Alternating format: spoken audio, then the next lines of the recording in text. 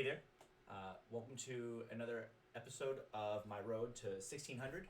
I'm Micah, King Cowgirl, online as you know, and this is my second game in the 6-week cycle of the Marshall's U1600 classical section, 90-30. Today's game was really exciting. I played against none other than board Marshall member Ken Kubo, 1365. At the time of this game, I'm 1251. This game took place a couple of weeks ago. I'm recording it a little bit late, but I'm really excited to get back into my classical analysis and to kind of see where I went right, where I went wrong, and without further ado, let's get straight into it. All right, so in this game, I go for e4. My opponent plays d5. Now, this is the first Scandinavian that I've played in classical yet.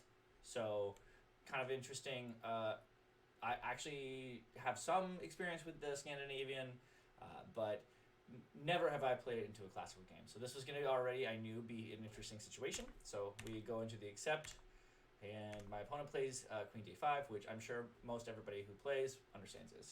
I go for d4, and we get knight f6 and bishop d3. Now, apparently, this is already not a move that I should have gone for. I should have instead gone for knight f3. So the line looks, generally speaking, if you haven't seen it before, something like this. This is keeping into master's lines. This is the Mises variation, kind of the mainland Scandi. So, and this goes further and further into some more stuff. But we don't have to go too far into it. I play what is, I believe, bishop to d3 is the fourth most popular move. And it's not anything to write home about, but I'm not like totally lost or anything yet. My opponent responds in fashion by trying to develop some pieces. The only thing I really see at the moment is this, d4 pawn gets a little wobbly at some point. A lot of times because I don't have the knight. The knight kind of blocks the pawn chain protection at some point. So we'll see what happens. So I go for e3. Just calm prophylactic move to prevent the bishop to continue to come in and pin on b4. So my opponent responds with c6, and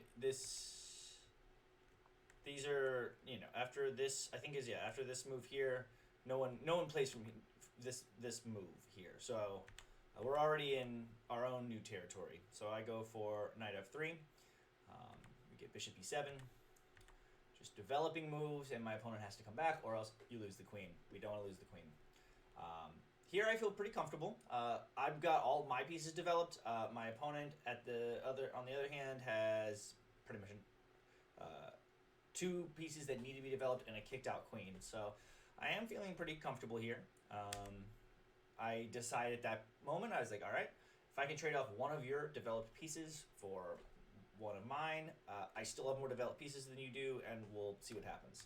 My opponent obviously decides to develop them himself.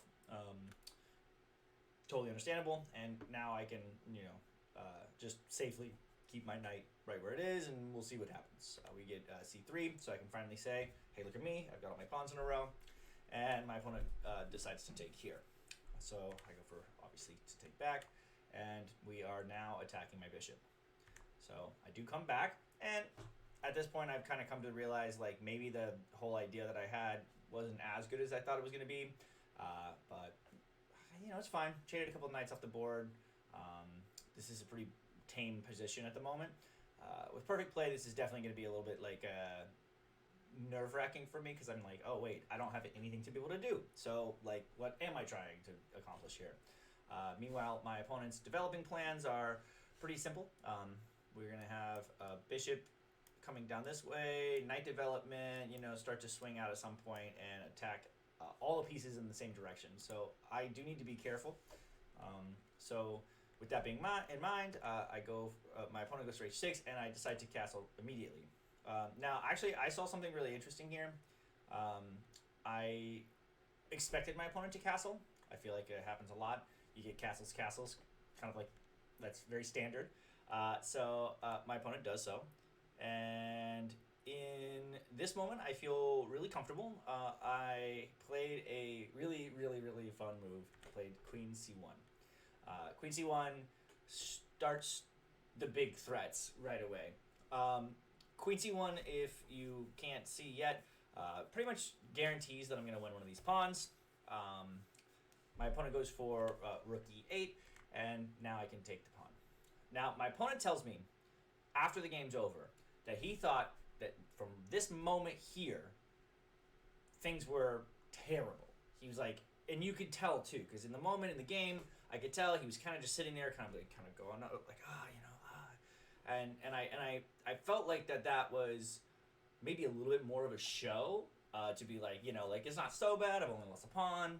So actually, I started to kind of have to like think through this, because now my opponent plays, protective move, bishop to f7 or f8, and simply making sure that I can't just like come sacking on my pieces and then come in for checkmate. Now, I guess I could have maybe found a few things, but I actually sat here for quite a while, and I found what turns out to be computer best move, bishop to f4, simply attack the queen, get out of the issue of losing my bishop.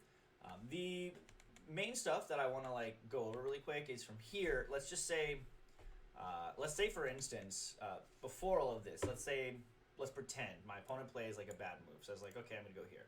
This is already in a position now where, say I get everything I want, you're like, it's over, right? Like this is checkmate, right? So we don't go there, and you can't come in for checks. Say for instance you do want to attack here. Now I can just jump in, and then you go here, here, here, and things are gonna start looking really, really bad really soon. Everything starts to come down. So just wanted to show my work on like what I was seeing. I know it's a little rudimentary, but these are the kind of the ideas that I was coming up with. Was, well, if you let me take all your stuff, then we're good. But anyway, we go back, and my opponent plays after bishop to f4 to protect. We're no longer attacking the queen. Everything's safe. From this position, I just decided to launch. I said, you've got this bishop. I'm going to just slowly push all of my queenside pawns. I've got one pawn.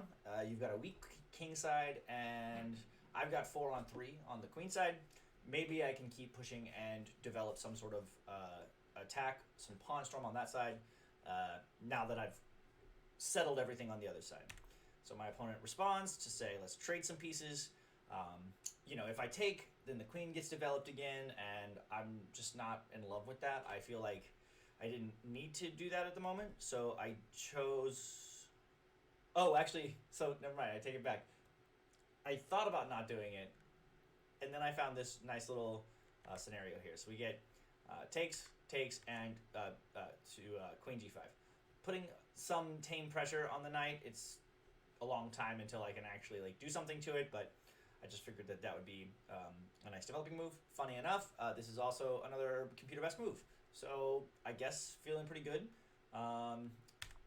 We're protecting here now as black, and then I just simply move back. Now, obviously, it's going to take me a long time before I can figure out how to, but I had plans of pushing my g-pawn and then trying to find some kind of sequence in the back here. So my opponent decides to go for g6, and now the computer wants queen to h6, and instead I go for pawn to c4. Yet again, enforcing that I'm going to start pushing on my pawns on the queen side and attack from there. I've been the one with the initiative in this game, so I'm really feeling comfortable. I think from here, from this other previous position with a queen h6, similar lines, just to show there's a little back and forth here, and then everything kind of boils down to what it was already. So I played c4 instead. We get knight to h7, begging for the queen trade. Totally understandable. At this point, you're down a pawn. You want all the pieces off the board, right? That would make sense. If you're down a pawn and you can trade some of the heavies, it might be easier to try to find a way to pick something up later. I agree. I get played queen to f4 instead. I say no trades, no trades. I'm up material. I have the command of the initiative right now. how about I just keep on pressing? We get king to g7, h4, and queen to f6. Yet again, offering the trade.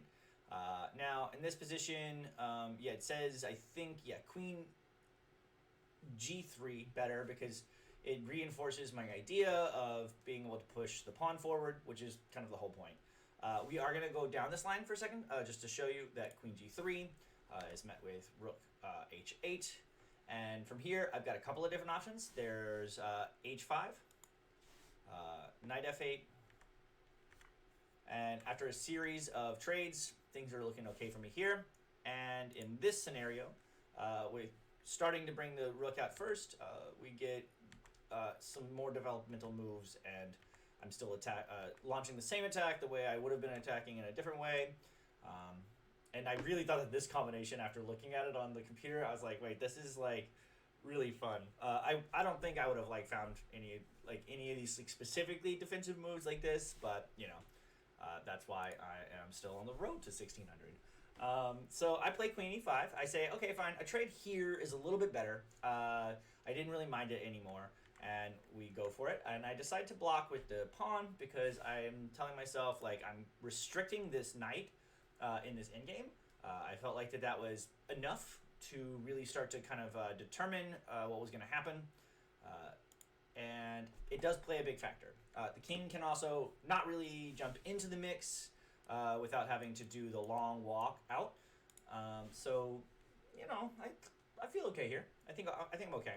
So my opponent decides to get ready to develop the final piece, the final minor piece, that is, and I play a4. We get bishop b7, and I say bishop e4, and I'm getting ready to, with the pushing my a-pawn, I'm getting ready to push forward, starting this, and then you can't push down because obviously I take with the bishop.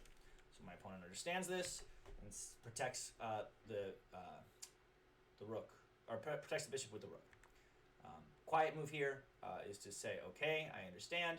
I'll protect my pawn as well, so that when the break comes, I can maybe find ways to generate some attack later down the line. Taking the open file here, totally fine. And now I combat it. We get king f8. Now this move, at this point, I was like, I'm very confident that I'm doing okay here. So we get takes, and b5. What I've been preparing for this whole time. So we get back, and actually right here with rook c8, I had a realization. I was like, oh wait, I guess this is maybe not as good as I thought it was going to be. So I play h5 just to continue to try and strip some stuff open. Also, I didn't love this move. It's fine. I do think it's okay.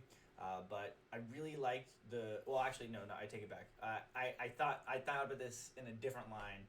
But we are still restricting the space here for the knight. And with this king move, there's nowhere for the knight to go. So, yeah, I'm still in control on that side for the moment. We get king e7, and I takes. And now, this is where I made my big mistake. Now, let's go into some lines here. Knight d4 was the proper move. Putting pressure on this pawn after, say, something like takes.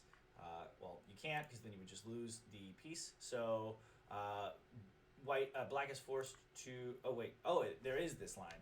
Yeah, so we go here, and then you bring yourself back up, and things are just looking really good for me now. That was on me. This is the, defeating moves, and would have, ended the game really early, and I would have had a good time here. I've just emerged up a minor piece. That's it. It's over, So that was the right way to go, and I didn't really think very long on this one, and I really should have. Instead, I played bishop takes. Just simply saying, free money, and I just, snap took here, and that's something that I still have to work on. It's why I'm playing classical in the first place. My opponent then gets some initiative. We get, oh, I'm going to take your bishop, and I'm like, oh, I have to make sure that doesn't happen, so I have to come back. And then, boom, now I'm attacking your pawn. And I'm like, okay, well, shoot, things are starting to get developed now. All of that, naked knight that you had over there is now getting into the action, and so I'm losing a lot of tempo here, trying to get my defenses in order. My opponent plays really well under pressure, by the way.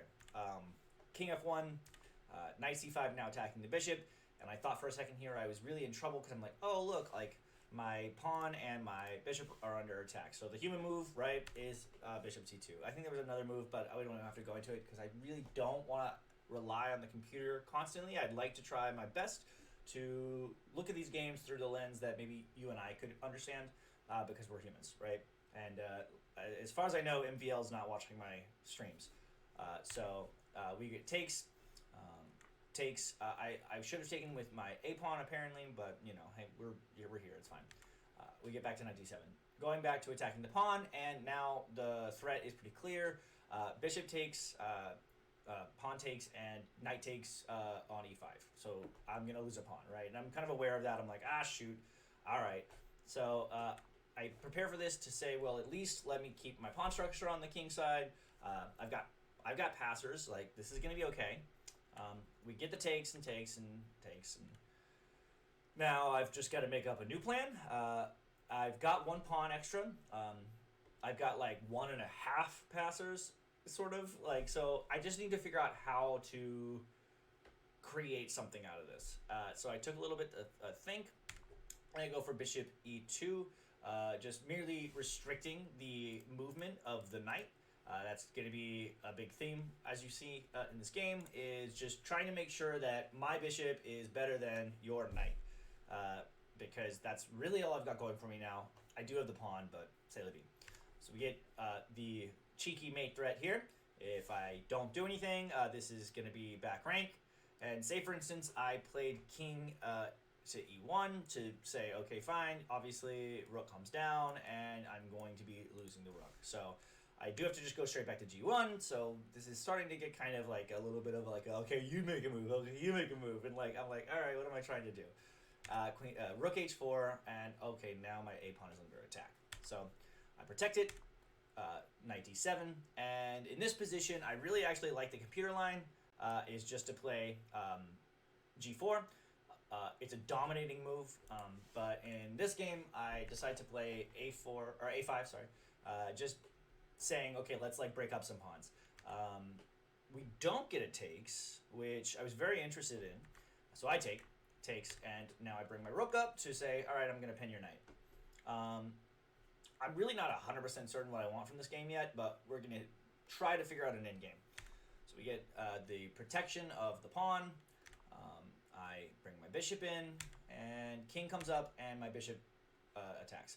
Now, at this point, I could figure out a way to like try to attack the knight, but I really don't know like if that's even going to do me any favors. And plus, it's black's move, so black attacks my bishop. Obviously, if I don't do anything, then the knight's going to take, not that one, the knight's going to take here, I take, rook takes, and I've lost a pawn. Now, this is a really like tense moment, right? If I remember correctly, I'm up on the clock by a healthy margin here, but as you can see, like, I'm not, like, this isn't crushing winning, so I have to really try to figure out a way to, like, build something here. So I play what I think is maybe the sexiest move of the game, and also the best computer move here, is bishop to a8. Just bring my bishop back, and to a square that's safe enough.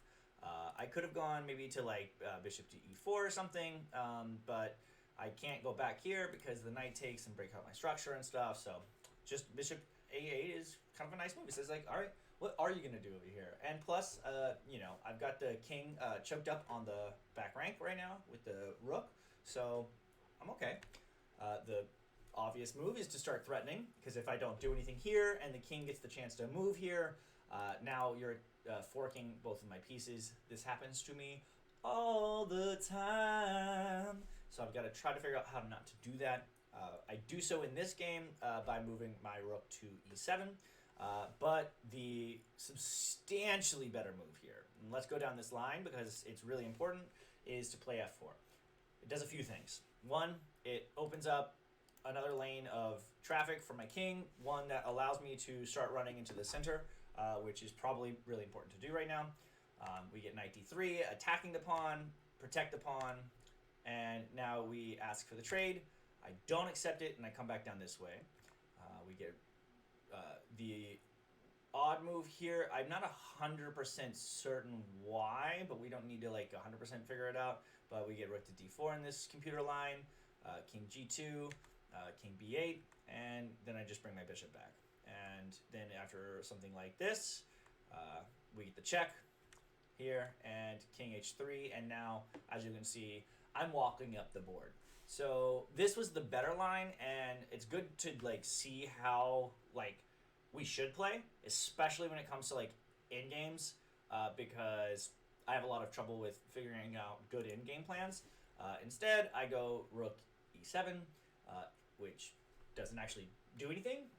It just threatens this pawn, but it doesn't because there's a rook here. So c'est la vie. We get king to d8, which now the king's coming back, so I'm like, what am I doing? So I go rook to g7, and rook to g7 is specifically so that I can control these two squares if the knight for some reason is deciding to come down that way, including this square as well. So I guess that's something. And then we get the c'est la vie, the check, and I escape because I can, and then rook b1, now threatening my pawn. I got to figure something out, so now I can play f4. I didn't see it before, but I saw it later. So I'm okay with this. We get knight d3, same situation, and then I come back with the knockout blow. Now, actually, I didn't put this in my notes, but at this moment, Ken Kubo was like, he goes, it's bad. Yep. You can tell because this whole time he's got all these defensive resources, but if I can swap off enough stuff off the board, like this is a rook in game where I'm up a pawn, and you've got a king that's stuck on the back rank. So obviously one of the only moves here is to protect, and then I takes, and I am going to win this pawn. Unless, of course, rook d6. So now I'm still in control. I've got all the pawns. You're stuck protecting pawns, and I guess I'm just gonna push. Now I don't think this would have been bad for me, but I'm remiss in that maybe something like this happens, but then obviously I guess I just take your pawns, and I'm taking this pawn. So yeah, you lock my king out, but at the cost of your king getting locked out. So it's it's not that big of a deal. So we attack the knight or the rook because you can, and I come back. This move I actually really liked because of knight d5. And now the move that I'm supposed to play is just to push, but resourceful me is like, okay, rook h5. I'm protecting through what they call an X-ray defense. I say, hey, if you want to take my rook, that's fine, but I'm gonna win because now I've got the pawn, and it's gonna promote, and there's nothing that you can do about that. So I don't want to go into the computer line over here because it's not that big of a deal, and I think it might ruin a little bit of the end game as well. So instead, we'll go for the actual game itself. My opponent plays rook to d4, and I protect the pawn. I'm trying my hardest not to drop a pawn right now. We get king d7, and I play d5. My opponent plays rook d5, and I have dropped a pawn. Ta-da! That's what I do. I can't protect my pawn without losing my rook, so that would be a silly move for me. So I accept defeat, and I decide to bring my king up instead. Now we get takes, and I play g6. Now here, as you can see, I'm gonna promote this pawn at some point soon. It's happening. So we get rook b1, trying to stop that. I bring my king up to say that's okay. You bring your king over to make it so that I can't block in when the check comes in. And so I go for the check here. King's being forced off over here because the pawn protects. And this is a really nice way to kind of look into how do you win this game, because it's looking really good for me. I bring my king up, obviously, and we get rook to g8, and then I decide to attack the pawn here. My opponent protects his pawn and is attacking my pawn, but unfortunately did not realize that this was checkmate with rook b8. I'm protecting all of these. All these squares are threatened. So it's kind of like a back rank. The funny thing is it took a second to kind of dawn, but he was like, oh shoot, the pawn. Yeah, okay. So I felt really good here. I'm gonna say one thing, and I feel really bad because I won on move 68 instead of 69. So this game was fun, but I can't say it was nice. So I was one tempo away from a nice checkmate. We'll get there. We'll get there. But anyway, this was a really fun game. I think it was maybe the most confident I felt moving into a game in a while. The Scandinavians, I wouldn't call it a home, but it's somewhere. It's funny actually. I play a decent amount against it. I don't really play the Scandinavian myself as black, but I play a lot as white, so I get to see a lot of the themes. And the funniest thing is, after this game, for like a week straight, I played chess online, and more than 50% of my games is white. I was playing E4 in these games, and I kept getting Scandinavians, and it was just so weird because I was like, oh yeah, I played this in classical, and then I would play kind of similar lines or something like that, and it was just interesting to see how that happened. But anyway, thank you so much for coming to another game. I hope that this in-person analysis instead of just always looking at the computer is helpful. And if you have any tips for me to get better and to get to 1600, trust me, I would really appreciate them. And so yeah, keep me posted. Anyway, much love. It's a good day, and I love you. All right, bye.